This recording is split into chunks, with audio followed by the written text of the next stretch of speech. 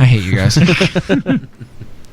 All right, we're at the Ghost in the Shell trailer. What do you want to do? What do we call it? We can't. Okay. We can't. There's no way. Well, just so There's you guys no way. all know, then there is a full-length trailer now available for Ghost in the Shell, giving us our first real look into the movie and to the setting, and it looks. Can we give our impressions of it? Yeah, let's talk about it for a second. Okay. Nika, have you watched it? I haven't watched it yet. I just saw it on Go. the I will tap dance for a minute and a half while you watch it. All right. So. Okay. Let me right. Look, I would love to be able to show this trailer on stream. Most of the time, we don't give a shit because it's like a 50-50 shot whether we're going to get tagged on it. Right. We're like 100% sure that Paramount or whoever the fuck is Paramount. Is it Paramount? Yeah. Wow, that was a great guess.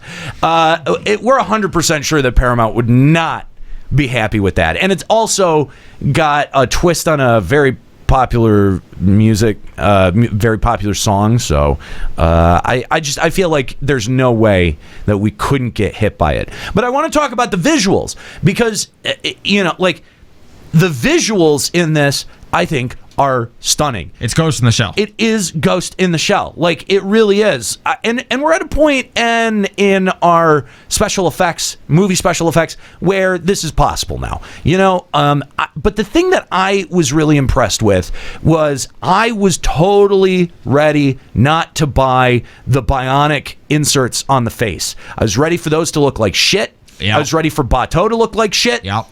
Pleasantly surprised by that. They do not look like shit. They do look not. Great. I was pleasantly surprised by what I saw.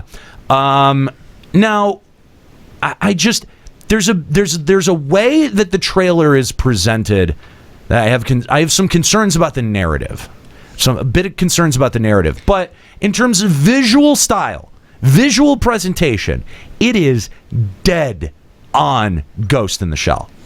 I don't know if I have any real concerns about the narrative, especially not from the trailer, because this is a Paramount film. Every trailer in the United States looks the same. That's true. There's a very specific formula that United States trailers follow, so I'm sure they had to pick scenes that would work towards that formula. That is true. I'm not worried about that. So, you want to talk about visual identifiers. You get a lot of scenes in there that you recognize from even just the opening credits of the original Ghost in the Shell movie, and you think, oh, we're just going to get a retread of the original Ghost in the Shell movie, and that it's going to be exactly the same. But you have the Major questioning her origins and questioning who she really was before she became the Major, which has been a central mystery to the series for a long time, but never something that was addressed in the movie or the anime. Now, I can't speak for the manga because I know the manga has a lot more depth.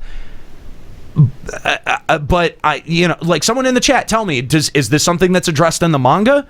Because there's such a breadth of material for Ghost in the Shell that if they went completely into left field, into making up their own plot, I don't know that I'm going to like that. But if it draws on inspiration from media that the anime and the movies haven't drawn from, I think I'm okay with that. I don't have enough information to know. Nika, have you finished the trailer now? Yes. Okay. I was actually really impressed by it. Yeah, no, it looks stunning. Visually, this is as close to an anime in real life, I think, as you can get. It's very impressed. Yeah, that looked exactly like I would have hoped for. Stylistically, yeah. It really is dead on. Yeah, and just like you say, it would have been so easy for them to botch things like the bionic implants or even just the mask on the person in the beginning. Yes. Everything, it would have been so easy for that to just look like garbage. Oh, yeah. And it doesn't. It looks amazing. No, it really... right down to her invisibility. Special effects, wow. Even her cybernetic naked body looks like a cybernetic naked body would look like, Yeah.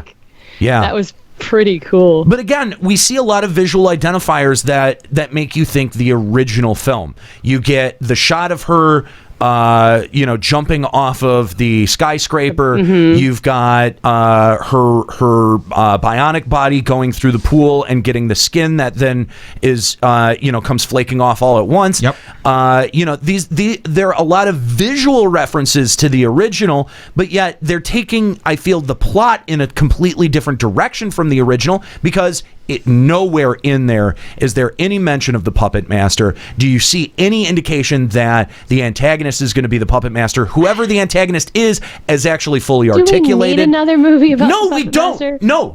I'm not saying that we do. Okay, good. Not saying that we do. But what I'm wondering is, did they go off completely into left field and make up their own bullshit to add to the canon, or does this revolve around something in the manga that I just don't have the reference to? Okay. Yeah, because if it exists in the manga, if it's like that is justifiable to me, I'll be down with seeing that, especially if it stays true to what was represented in the manga. I do believe that it is a question that they ask in the manga that that especially because it touches on the sexuality of Major Kusaragi, that they don't touch on it in the animes in the movie because they thought at the time it would be too taboo.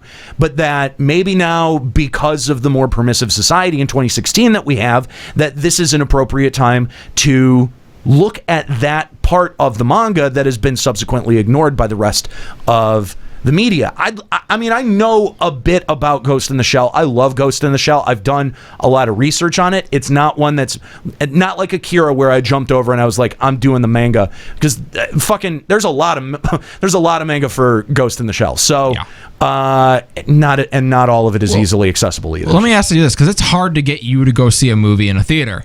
Yeah. Would you go see this in theaters? Yeah. Okay. I actually think I would. I mean, as long as I plan on it.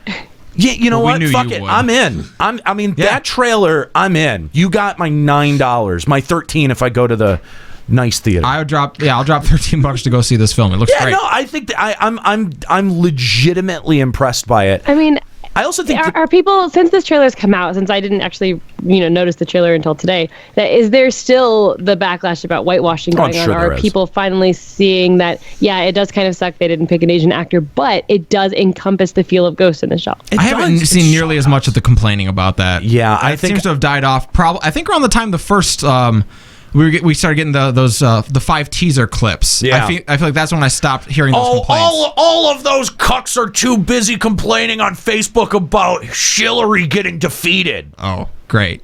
Everyone's distracted is the problem. Yeah, right, exactly. Oh, good.